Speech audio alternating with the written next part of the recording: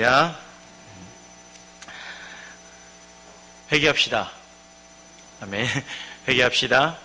아멘. 뜬금없이 갑자기 회개합시다 말씀하니까 좀 말씀 어떻게 해야 될지 잘 모르시겠죠. 그러나 우리가 회개합시다 이 말이 들리면은 아멘 하는 겁니다.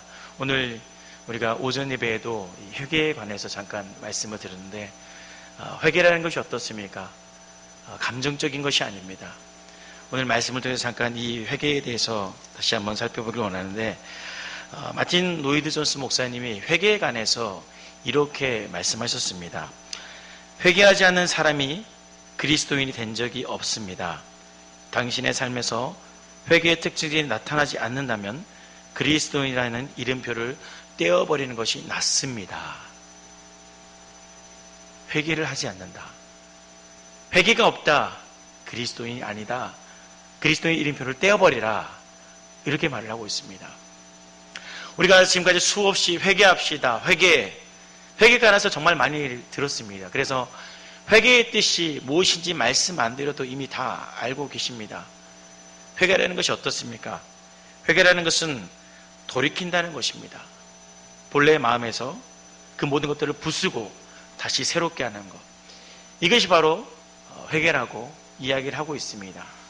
그래서 칼빈은 회개에 관해서 이렇게 얘기합니다. 회개는 내적인 변화와 삶의 전체적인 전향이다 라고 이야기를 했습니다. 내적인 변화 그리고 삶으로서의 변화가 있는 것이 바로 회개다라고 이야기를 하죠. 그래서 회개는 육체의 죽음과 영의 삶으로 이루어진다라고 말을 하고 있습니다. 특별히 육체를 죽이는 것, 우리 자신의 성품을, 죄의 성품을 버리고 이전에 대한 생각과 삶에 대한 부정하는 것, 이 모든 것들이 회개라고 칼빈은 정의를 하고 있습니다. 그런데 한국교회의 회개는 어떨까요? 우리가 알고 있는 이 회개라는 것이 어떨까요?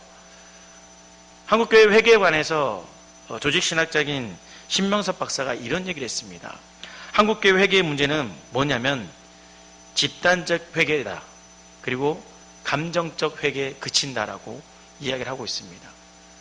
쉽게 말하면 금요기도회, 수련회 그런 특별한 집회를 통해서 부르짖고 회개의 눈물을 흘리지 않습니까?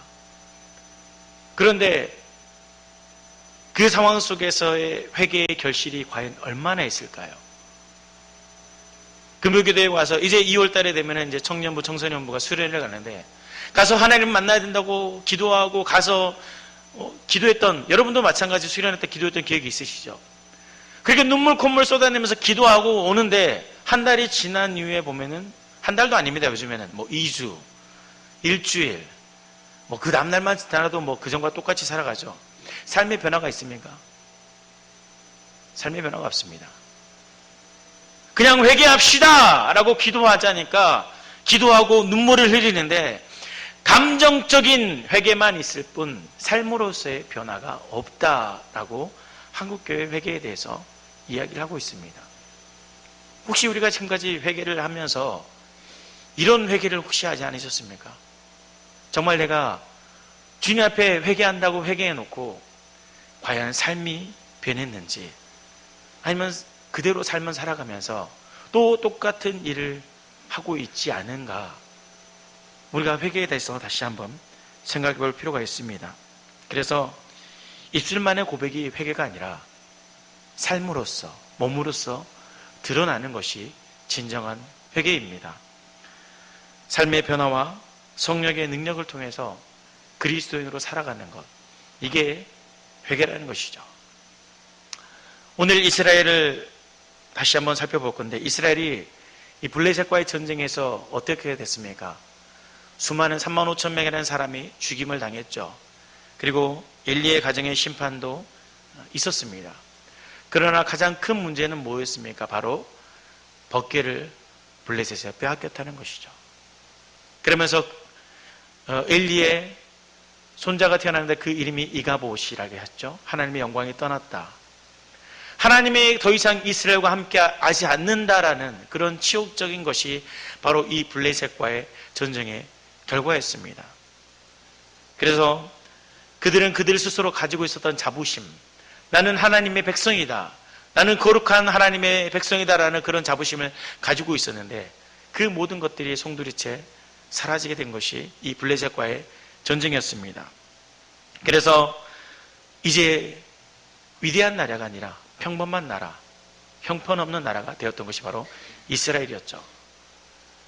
그리고 그 하나님의 법궤가 어떻게 됩니까? 블레셋 땅 가운데 가게 되죠. 그러나 그 블레셋에도 하나님의 심판이 이루어졌습니다. 그래서 블레셋의 많은 도시들이 질병으로 심판을 당했고 또 많은 사람들이 죽임을 당했죠. 그들은 이스라엘을 이겼다. 하나님의 법궤가 왔던 그 이스라엘을 이겼다는 자부심을 가지고 있었지만은 결국 그들도 심판을 당하고 이 하나님의 법궤를 다시 이스라엘 땅으로 돌려보내게 되었습니다. 그래서 지난번 말씀드렸듯이 베스메스로 향하는 두 암소를 통해서 하나님께서 하나님의 언약궤, 하나님의 법궤를 다시 이스라엘 땅으로 돌려보내는 사건이 있었습니다. 그런데 이 법궤가 베스메스로 돌아왔을 때 어떤 일이 있었습니까? 오늘 말씀해 보니 이 베스메스의 사람들이 여호와의 언약궤를 들여다본 까닭에 그들을 치사 5만 70명이 죽었다라고 기록이 되고 있습니다. 자, 그들은 하나님의 언약궤가 왔습니다. 그토록 기다리던 빼앗겼던 법궤가 돌아오자 어떤 일을 합니까? 언약궤를 들여다본 것입니다.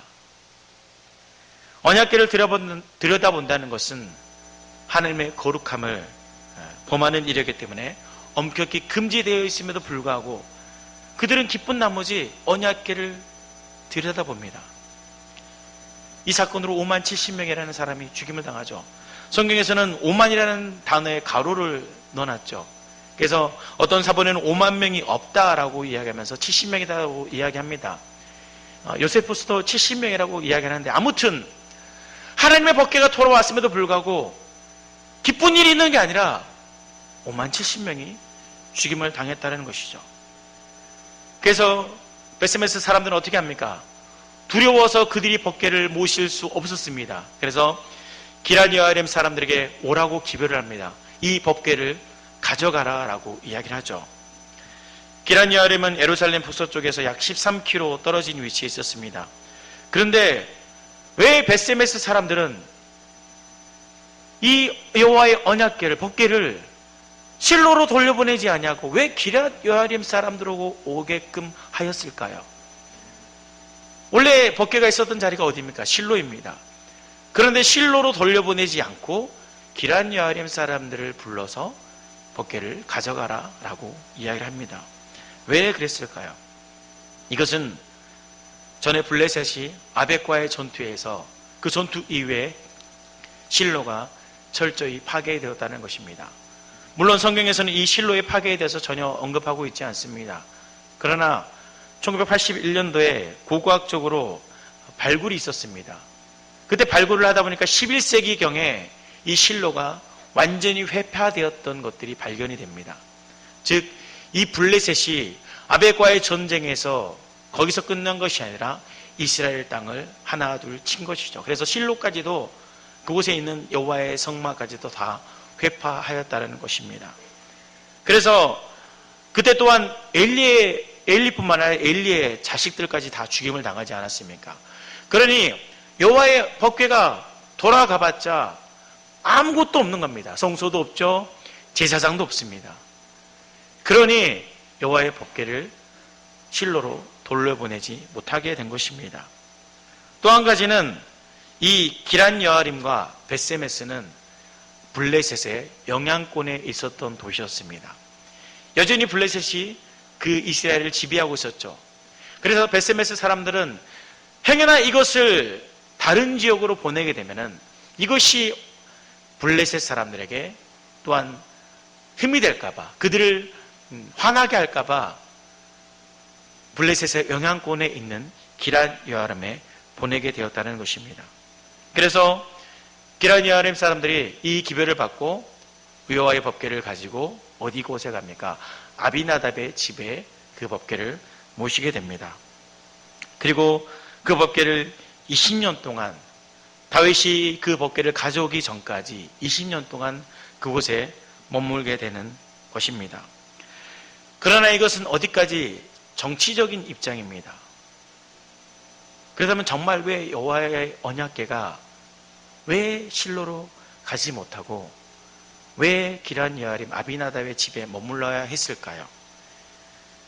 그것은 하나님께서 블레셋으로 가신 것과 동일합니다. 언약궤를 빼앗긴 것은 블레셋이 전쟁을 이겼기 때문에 가져간 것이 아니라 하나님께서 그의 영광을 떠나는 것을 보여주시기 위해서 언약궤가 블레셋으로 넘어갔듯이 지금 하나님의 언약궤가 이스라엘 땅에도 왔음에도 불구하고 그곳에 있던 본연의 자리로 돌아가지 못한 것은 여전히 이스라엘 가운데 뭐가 있다? 죄가 가득하다. 아직 내가 너희에게 돌아갈 때가 되지 않았다라는 것입니다. 그래서 하나님께서 이스라엘 족속에게 말씀하고 있는 것이 그것입니다. 아직 때가 되었지 못했기 때문에 원래 있던 곳으로 돌아가지 못한 것. 이것이 바로 이 사건의 핵심이었습니다. 본문 2절 마지막 부분에 보면 이스라엘 족속이 여호와를 사모했다라고 기록을 하고 있습니다. 자, 그들이 빼앗긴 법궤가 다시 돌아오자 감격했죠. 그리고 당연히 있던 자리로 법궤를 옮기조자 했을 것입니다. 그런데 법궤를 움직이지 못했죠. 그리고 본문 2절에 보면은 그들이 사모했다라고 이야기를 합니다. 사모했다. 어떤 뜻입니까? 크게 울고 부르짖고 간절히 찾고 이게 사모했다는 의미 아닙니까? 그들은 하나님과의 관계가 끊어져 버리고 그런 속에서 하나님을 찾고 하나님을 간절히 불렀다라고 지금 이야기하고 있는 것입니다. 법궤가 빼앗기고 그 20년 동안이나 블레셋 치하 속에서 그들은 하나님을 찾았습니다. 그 고통 속에서 하나님을 찾았지만은 결국 변화된 것이 무엇이 있었습니까? 블레셋이 그들을 심판했습니다. 34,000명이라는 수많은 사람들이 죽임을 당했습니다. 여호와의 법궤가 빼앗겼습니다. 이런 상황 속에서 사모했다 라고 이야기를 하는데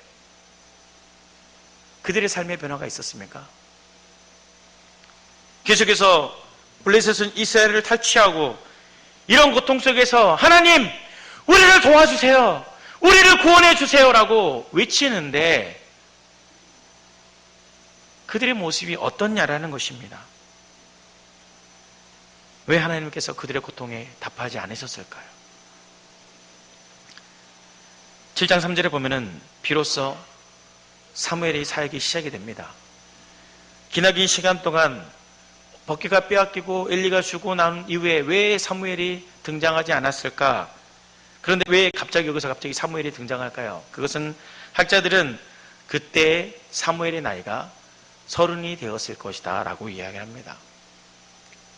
이스라엘 율법에 의해서 30세가 되어야지만이 하나님의 일을 감당할 수 있는 나이였기 때문에 제사장이든 무엇이든 하나님께서 30세가 되었을 때 쓰셨기 때문에 아마 이때 사무엘이 30세가 되었을 것이다 라고 이야기합니다.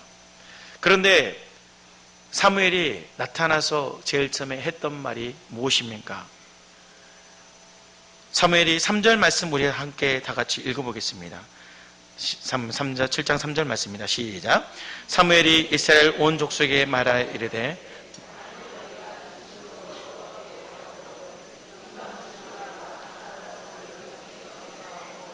네 맘에 여호와께를 향하여 그만을 섬기라. 그러면 너희를 블레셋 사람의 손에서 건져내시니라. 아멘. 여기 말씀을 보면은 사무엘이 이스라엘 족속에 이렇게 합니다. 만일 너희가 전심으로 여호와께 돌아오려거든, 이렇게 말을 시작하고 있습니다. 왜 갑자기 전심으로라고 말을 시작할까요? 이스라엘의 상황이 여전히 어떠한 문제가 있다라고 보여지지 않습니까? 전심으로는 말이 무슨 뜻입니까? 온 마음으로라고 이야기를 하는 것입니다.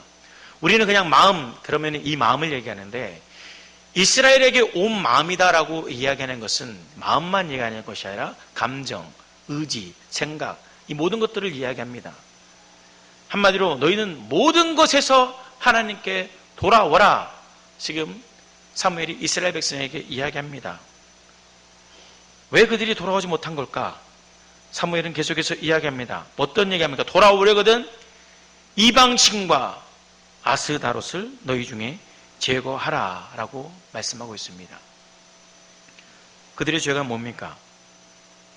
여전히 그들은 이방신을 섬기고 있다는 것입니다. 블레셋과의 전쟁에서 큰 패배를 당하고 법궤가 빼앗기는 그런 시욕을 당했습니다. 큰 실패를 경험했습니다. 자, 일반적으로 우리가 어떤 실패를 크게 경험하면 어떻게 합니까? 그 실패를 교훈 삼아 더 이상 똑같은 실수를 반복하지 않으려는 게 사람들의 일반적인 행동입니다. 그런데 지금 이스라엘 백성은 어떻게 됐습니까? 블레셋과의 전쟁에 진 이유가 뭐죠? 하나님의 말씀에 순종하지 않았고, 특별히 사사기의 마지막 부분에 언급했던 것이 자신의 속은 대로 옳은 대로 행하였더라. 이것이 그들이 심판했던, 졌던 이유였습니다. 그래서 전쟁에서 실패하고 수많은 사람들이 죽음을 당하고 법궤가 빼앗겼던 이 교훈을 통했다면은 이스라엘 백성이 어떤 변화가 있어야 될까요? 앞에도 사모했다라고 이야기를 합니다. 사모했다. 만약 그들이 정상적인 생각을 가지고 있다면 회개하고 돌이켜야 했었습니다. 더 이상 자신의 소견대로 옳은 대로 행한 것이 아니라 하나님의 뜻이 무엇인지를 알고 그 뜻대로 살아야 되는 것이고, 우상을 섬기는 것이 아니라 하나님을 섬겨야 되는 것이죠. 근데 말로는 하나님을 사모했다 라고 이야기를 하는데 그들의 손에는 무엇이 달려 있습니까? 여전히 이방신들을 가지고 있었다는 것입니다. 베세메스 사람들은 어떻게 하죠? 여호와의 법궤를 들여다봅니다. 그들이 만약 말씀을 알고 있었다면 여호와의 법궤를 함부로 들여다볼까요? 그것이 얼마나 거룩한 일이고 죄임을 알고 있음에도 불구하고 그들이 과연 법궤를 들여보들 만한 일을 했을까요? 아닙니다. 그들이 말씀을 알았더라면, 이 블레셋과의 전쟁에서 그들의 깨달음이 있었다면 결코 이러한 행동들을 두 번 다시 하지 않았을 겁니다. 그런데 그들의 행동을 보십시오. 전혀 변하지 않았습니다. 전쟁 이후에 블레셋은 승승장구하면서 더욱더 이스라엘을 압제했습니다. 빼앗고 그 고통 속에서 울고 부르짖고 하나님 건져 주십시오라고 그렇게 기도했습니다. 그런데 그렇게 기도했음에도 불구하고 그들이 변한 것이 무엇입니까? 도대체 무엇이 변했습니까? 그들의 삶은 여전히 과거와 똑같았습니다. 패배의 원인은 알고 있습니다. 왜 자신들이 이런 고통이 있어야 되는지 알고 있었습니다. 그러나 그들은 여전히 이방신을 섬기고 있었다는 것이죠. 사무엘은 그들에게 말을 합니다. 너희가 전심으로 여호와께 돌아오려거든 이방신과 아스다롯을 버리라 라고 이야기합니다. 참 아이러니하죠. 죄로 인해서 심판을 당했음에도 불구하고 그들은 결코 그것을 버리지 못했습니다. 예배할 곳도 없었습니다. 성소가 이미 파괴되었잖아요. 예배가 없고 하나님의 은혜를 구하여도 응답이 없는 그 암흑 같은 시대 속에서 하나님께서 한 번만 돌아봐 주시기를 간절히 기도하는데, 그런데 삶의 문제는 여전히 다른 우상들을 섬기고 있다는 것이죠. 그 우상들이 자신을 구원해 주느냐? 전혀 구원해 주지 못한 것을 알고 있습니다. 이것은 아무것도 쓸모없다는 걸 다 알고 있음에도 불구하고 버리지 못하고 집안 곳곳에 숨겨놓고 거리마다 숨겨놓고 그 앞에서 절하면서 여호와의 법궤를 사모한다? 말이 안 되는 일이었습니다. 그래서 사무엘은 이스라엘 백성에게 선포하고 있는 것입니다. 너희들이 정말 여호와를 사모하느냐? 그러면은 전심으로 돌아와라. 무엇을 버리고? 우상을 버리고 주께 돌아오라 라고 이야기를 하고 있는 것입니다.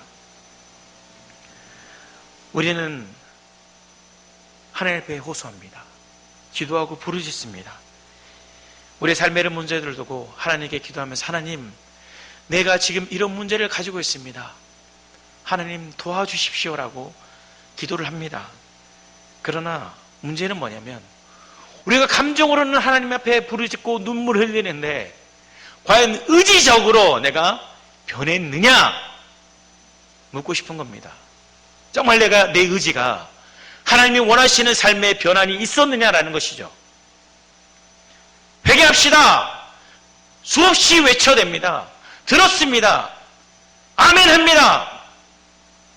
그런데 과연 정말 삶이 변했을까요?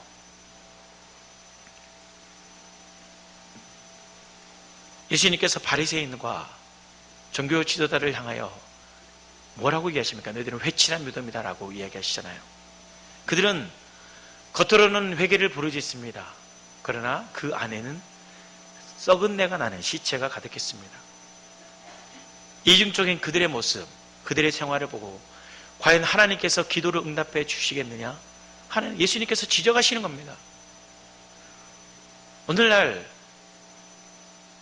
사무엘은 우리에게 똑같이 선포를 합니다. 너희가 전심으로 돌아오려거든 너희 안에 이방신과 아스다롯을 제거하라 말씀하고 있습니다. 하나님을 사랑한다고 고백하면서 여전히 버리지 못하는 우리들 가운데 있는 우상들, 이것을 붙들고 있으면서 하나님을 사모합니다. 주님 도와주십시오. 이것은 잘못된 것입니다. 현재의 고통에서 우리가 벗어나기 원하고 문제가 해결되길 원한다면 진정한 회개가 우리 안에 나타나야 된다는 것입니다. 회개는 다시 한번 말씀드리면 감정이 아닙니다. 눈물을 흘렸다고 그게 회개 아닙니다. 밖에 나가서 내가 삶으로 변화되는 것이 회개입니다. 전에 내가 이런 일을 했다라면 이것이 과연 하나님이 원하시는 뜻이 아니다. 더 이상 행하지 않는 것이 진정한 회개라는 것이죠. 그렇지 않고서는 결코 하나님의 역사가 나타나지 않습니다. 우리의 바알과 아스다롯을 우리는 제거해야 됩니다. 이것을 제거하지 않는 이상 결코 하나님과의 관계가 온전히 회복되지 못하게 될 것입니다. 그렇다면 이 시대의 바알과 아스다롯이 무엇일까? 그것은 주님보다 더욱 귀하게 여기는 것들이죠. 디모데후서 3장 말씀에 바울이 마지막 디모데에게 말세 때에 이런 일들이 있을 것이다, 이런 사람들이 있을 것이다 라고 이야기를 합니다. 거기서 보면은 돈을 사랑하고 자랑하고 교만하고 그리고 절제하지 못하고 사납고 여러 가지 이야기들을 합니다. 그런데 결론적으로 이야기하는 것이 그거죠. 하나님을 사랑하는 것보다 자기를 더 사랑한다 라고 이야기를 합니다. 하나님을 사랑하는 것처럼 얘기하지만은 돈이나 명예나 내가 가지고 있는 것들을 더 사랑해서 그것을 놓지 못하는, 그게 이 말세 때 나타나는 사람들의 모습이다라고 이야기를 하죠. 그들을 가리켜 말하기를 경건의 모양은 있으나 경건의 능력은 없는 자다라고 말씀하였습니다. 겉으로 보여지기는 회개한 것처럼 보입니다. 하나님을 더욱 사모하는 것 같습니다. 이스라엘 백성도 사모했다라고 이야기했습니까? 얼마나 그들이 눈물 흘리며 여호와의 법궤를, 여호와의 언약을 구했겠습니까? 다시 회복해달라고. 그런데 경건의 능력이 그들 가운데 있습니까? 없습니다. 왜 없을까요? 여전히 삶의 변화가 없었거든요. 여전히 그들의 손에는, 그들의 가정에는, 그들의 삶에는 우상들이 가득했습니다. 그렇게 결국 하나님께 나아가지 못했다는 것이죠. 우리 안에 이러한 우상들이 가득하다면 어떻게 하나님께서 우리 안에 역사하시겠습니까? 지난 시간에 말씀드렸듯이 벳세메스의 두 암소에 대해서 말씀드렸죠. 그것의 가장 큰 교훈은 무엇입니까? 그런 연약한 피조물조차도 하나님의 명령에 따라 하나님이 가라는 길로 가는데, 너희는 나의 사랑하는 백성이고 나를 따르는 자라고 너희 스스로 이야기하는데 너희는 과연 어떻게 살아가느냐라고 우리에게 질문하시는 겁니다. 한낱 피조물도 자신의 본성대로 살지 않고 하나님의 명령한 대로 사는데 너희들은 과연 무엇을 따라 살아가느냐 우리에게 말씀하시고 있는 것이죠. 내가 회개합니다, 주님 더 사랑합니다 라고 말을 하면서 너희는 어찌하여 여전히 너희 손에 우상이 가득하느냐, 오늘 다시 한번 우리에게 하나님은 말씀하고 있는 것입니다. 한 발은 세상을 향해 가 있고 한 발은 교회 안에 드러나 있고, 이게 과연 신앙생활입니까? 이게 과연 회개하는 생활일까요? 우리의 발은 온전히 하나님 가운데 교회 안에 있어야 된다는 사실을 믿으시기를 주의 이름으로 축복합니다. 여호수아가 마지막 고별석으로 얘기했던 것이 무엇입니까? 이스라엘 백성을 향하여 말합니다. 너희의 섬길 자를 택하라. 나는 오직 여호와만을 섬기겠다라고 이야기를 합니다. 너희의 섬길 자를 택하라. 이것을 들어보면은 선택에 폭이 있는 것 같습니다. 그러나 결코 그런 의미로 이야기하는 것이 아니었습니다. 여호수아가 하나님의 명령을 붙들고 가나안 땅 사ong대 점령하는 그 과정을 돌아보니 하나님을 선택하는 길이 자신에게 있어서 참 길이라는 걸 깨닫고 그것을 통해서 이스라엘 백성에게 이야기하는 것이 너희 또한 하나님을 선택하는 것이 너에게 유일한 길이다라고 이야기하는 것입니다. 선택에 폭이 있다는 게 아니었습니다. 우리도 마찬가지입니다. 우리에게 있어서 우리가 우상을 들고 살아가는 것은 하나님의 길을 선택하는 것이 아니고 우리의 오직 유일한 길은 하나님을 붙들고 하나님의 말씀에 순종하는 것이 우리의 유일한 길입니다. 다시 말씀드리면 회개에 따르면 과거 일을 벗어버리고 날마다 새로운 피조물, 날마다 새로운 역사를 경험하는 우리 삶이 되어야 된다는 것입니다. 말씀의 결론은 이스라엘은 큰 고난을 당했습니다.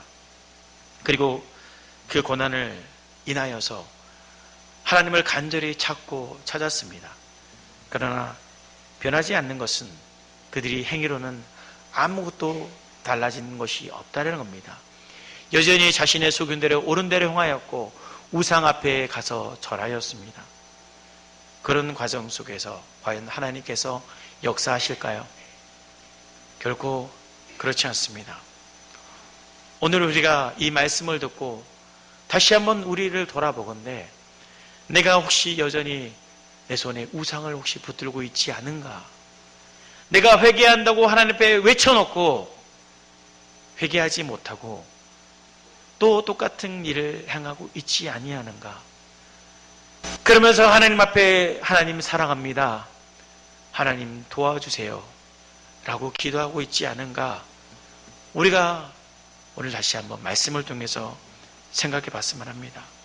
그래서 우리가 하나님 앞에 완전히 이 죄악들을 회개하고 하나님 앞에 온전한 믿음으로 서시기를 주의 이름으로 다시 한번 축복드립니다. 그래서 이 시간에 기도하실 때 우리가 다시 한번 감정적으로 하는 것이 아니라 정말 의지적으로 하나님 앞에 돌아오시기를 다시 한번 축복합니다. 이 시간에 말씀을 붙들고 우리 함께 기도하기 원합니다. 오늘 말씀을 우리가 들었습니다. 하나님, 우리가 회개하기 원합니다. 눈물이 아닌 정말 의지로서 삶으로서 변화되길 원합니다. 우리 안에 회개 역사가 있게 하여 주시옵소서. 그래서 하나님, 우리 삶 가운데 하나님의 역사가 다시 한번 나타나게 달라고 우리 간절히 주의 이름 한번 몰면서 기도하겠습니다. 주여! 아버지 하나님, 이 시간 우리가 다시 한번 주 앞에 기도합니다. 우리의 삶을 다시 돌아보건대 우리가 주 앞에 얼마나 우리의 소견대로 옳은 대로 하였습니까?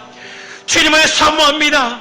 주 앞에 온전히 행하길 원합니다 라고 말을 하였지만, 아버지, 우리가 눈물 흘리며 기도했지만은 정말 우리의 삶이 변화되었습니까? 아니면 우리가 여전히 고아의 삶을 똑같이 살아가고 있습니까? 하나님, 이스라엘 백성이 하나님에게 부르짖었으나 그들은 여전히 그들 삶 가운데 우상이 가득하여 아버지 하나님의 역사를 구하였습니다. 그런 이스라엘 향하여 하나님 말씀하십니다. 너희 가운데 있는 우상을 제거하여 하라. 그리고 돌아오라 말씀하십니다. 하나님, 이 시간에 우리가 다시 한번 주 앞에 기도합니다. 우리에게 있는 모든 우상들을 투하여 버리기 원합니다. 우리에게 있는 잘못된 습관들을 버리길 원합니다. 더 이상 눈물로서 기도하는 것이 아니라 우리가 삶으로서 주께 돌아가기를 원하니 하나님, 우리 안에 역사하여 주시옵소서. 여전히 우리가 붙들고 있는 우상들이 있다면 하나님, 이 시간에 주여 피해가길 원합니다. 모든 것을 버리고 주께 돌아오기를 원합니다. 주여 역사하여 주시고 우리 안에 하나님의 역사가 하나님의 뜻이 이루어질 수 있도록 도와주시옵소서. 그래서 날마다 새로운 비전을, 날마다 새로운 역사가 우리 가운데 나타날 수 있도록 주여 도와주시옵소서. 하나님, 이 시간에 성령 하나님께서 각 사람 마음까지 주장하여 주셔서 하나님의 교회 역사가 나타날 수 있도록 도와주시옵소서. 하나님, 감사합니다. 오늘도 우리가 주의 말씀을 들었습니다. 우리가 주님을 사모하며 주님을 간절히 찾고 있는데, 돌아보건대 혹시 우리가 여전히 우리 안에 우상들을 가득 들고 있지 않습니까? 우리 안에 진정한 회개를 하지 못하고 하나님께 용서를 구하고 하나님께 회복을 구하고 하나님의 은혜를 구하고 있지 않습니까? 하나님, 우리가 전심으로 주께 돌아오길 원합니다. 우리의 감정뿐만 아니라 우리의 의지를 통해서 하나님께 나아가길 원합니다. 이 시간에 우리 안에 있는 우상들을 제거하길 원하니 하나님, 붙들어 주시고 철저히 버리고 하나님께 닿을 수 있도록 도와주시옵소서. 그러면서 우리 안에 회복의 역사와 우리 안에 하나님의 능력의 역사가 나타날 수 있도록 주여 축복하여 주시옵소서. 감사드리며 예수 그리스도로 기도합나이다. 아멘.